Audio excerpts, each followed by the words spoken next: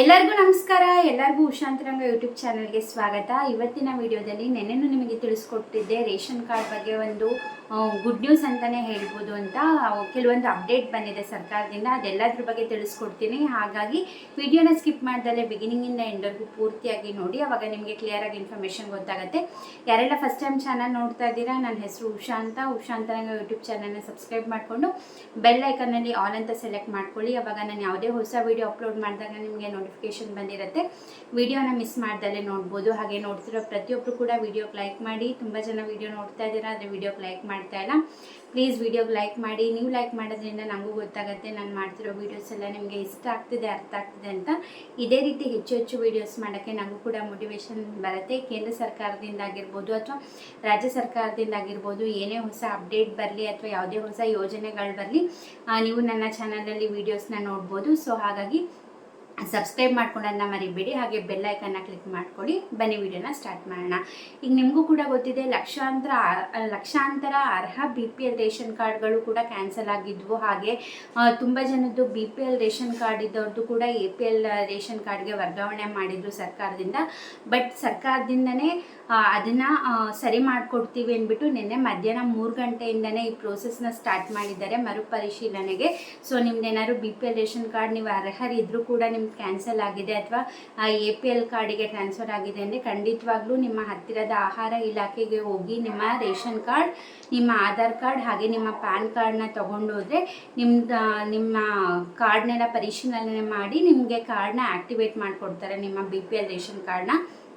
ನೀವು BPL ration card ತೊಗೊಳಕ್ಕೆ ಏನೇನೆಲ್ಲ ಪ್ರೊಸೀಜರ್ಸ್ ಇದೆ ಅದನ್ನೆಲ್ಲ ಫಾಲೋ ಮಾಡಿದರೆ ಮಾತ್ರ ನಿಮಗೆ ಆ್ಯಕ್ಟಿವೇಟ್ ಮಾಡಿಕೊಡ್ತಾರೆ. ಅಂದರೆ ನೀವು GST ಪೇಯರ್ಸ್ ಆಗಿರಬಾರ್ದು ಅಥವಾ ಇನ್ಕಮ್ ಟ್ಯಾಕ್ಸ್ ಪೇಯರ್ಸ್ ಆಗಿರಬಾರ್ದು, ಗೌರ್ಮೆಂಟ್ ಜಾಬಲ್ಲಿ ಇರಬಾರ್ದು.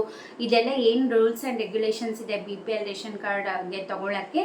ಸೊ ಅದೆಲ್ಲ ಕಂಡೀಷನ್ನು ಕೂಡ ನೀವು ಫಾಲೋ ಮಾಡ್ತಿದ್ದೀರಾ ಅಂದರೂ ಕೂಡ ನಿಮ್ಮ ಕಾರ್ಡ್ ಕ್ಯಾನ್ಸಲ್ ಆಗಿದೆ ಅಥವಾ APL ಕಾರ್ಡಿಗೆ ಟ್ರಾನ್ಸ್ಫರ್ ಆಗಿದೆ ಅಂದರೆ ಅಂಥವ್ರು ಮಾತ್ರ ಪ್ಲೀಸ್ ಹೋಗಿ. ಇಲ್ಲಾಂದರೆ ನೀವು ಟ್ಯಾಕ್ಸ್ ಪೇಯರ್ಸ್ ಆಗಿದ್ದರೂ ಕೂಡ ನೀವು ಮಾಡಿಸ್ಕೊಂಡಿದ್ದೀರಿ, ನಿಮ್ಗೆ ಕ್ಯಾನ್ಸಲ್ ಆಗಿದೆ ಅಂತಂದರೆ ನೀವು ಹೋಗಿದ್ರೂ ಕೂಡ ಪ್ರಯೋಜನ ಇಲ್ಲ.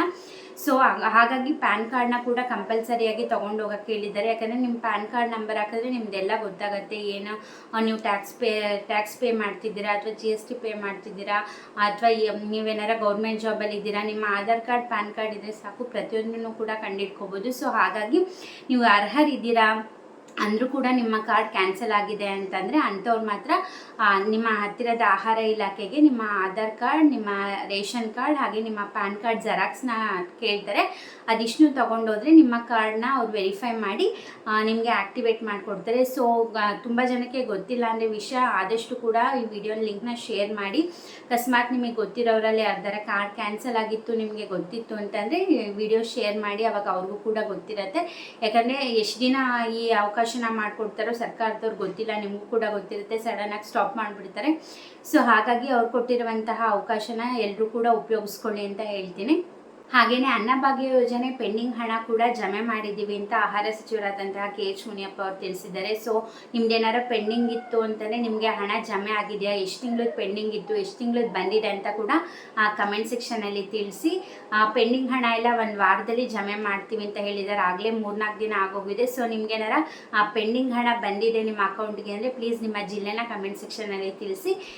ಇನ್ನು ಗೃಹಲಕ್ಷ್ಮಿ ಯೋಜನೆ 15ನೇ ಕಂತಿನ ಹಣಕ್ಕೋಸ್ಕರ ಎಲ್ಲರೂ ಕೂಡ ವೆಯ್ಟ್ ಮಾಡ್ತಾ ಇದ್ದೀರಾ. ಅದನ್ನ ಈ ತಿಂಗಳು ಎಂಡಿಂಗ್ ಒಳಗೆ ಜಮೆ ಮಾಡ್ತೀವಿ ಅಂತ CM ಸಿದ್ದರಾಮಯ್ಯ ಅವರೇ ತಿಳಿಸಿದ್ರು. ಬಟ್ ಅದ್ರ ಬಗ್ಗೆ ಏನೂ ಮಾಹಿತಿ ಬಂದಿಲ್ಲ. ನೋಡೋಣ, ಯಾಕಂದರೆ ಇವಾಗ ಇದೆಲ್ಲ ಕನ್ಫ್ಯೂಷನ್ಸ್ ಇದೆಯಲ್ಲ. ಇವಾಗ ಕಾರ್ಡ್ನ ಮತ್ತೆ ಮರುಪರಿಶೀಲನೆ ಮಾಡ್ತಿದ್ದಾರೆ, ಆ್ಯಕ್ಟಿವೇಟ್ ಮಾಡ್ತಿದ್ದಾರೆ. ಸೊ ಇದೆಲ್ಲ ಪ್ರೊಸೀಜರ್ ಆಗೋವರೆಗೂ ಕೂಡ 15ನೇ ಕಂತಿನ ಹಣ ಜಮೆ ಮಾಡಲ್ಲ ಅನಿಸುತ್ತೆ. ಬಟ್ ಅದ್ರ ಬಗ್ಗೆ ಯಾವುದೇ ರೀತಿ ಅಪ್ಡೇಟ್ ಬಂದಿಲ್ಲ ಸರ್ಕಾರದಿಂದ.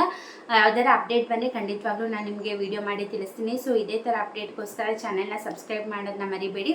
ಬೆಲ್ ಐಕನ್ನ ಕ್ಲಿಕ್ ಮಾಡ್ಕೊಂಡಿದ್ರೆ ನಿಮಗೆ ನೋಟಿಫಿಕೇಶನ್ ಬಂದಿರುತ್ತೆ. ಸೊ ನೀವು ಫ್ರೀ ಟೈಮಲ್ಲಿ ನನ್ನ ವೀಡಿಯೋಸ್ನ ನೋಡ್ಬೋದು.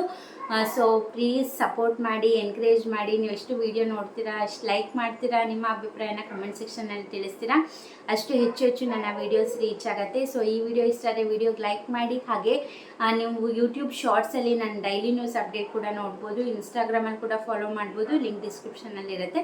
ಹೀಗೆ ಸಪೋರ್ಟ್ ಮಾಡಿ, ಹೀಗೆ ಎನ್ಕರೇಜ್ ಮಾಡಿ. ಇಷ್ಟೊತ್ತು ವೀಡಿಯೋ ನೋಡಿದ್ದಕ್ಕೆ ಥ್ಯಾಂಕ್ ಯು ಸೊ ಮಚ್. ನಮಸ್ಕಾರ.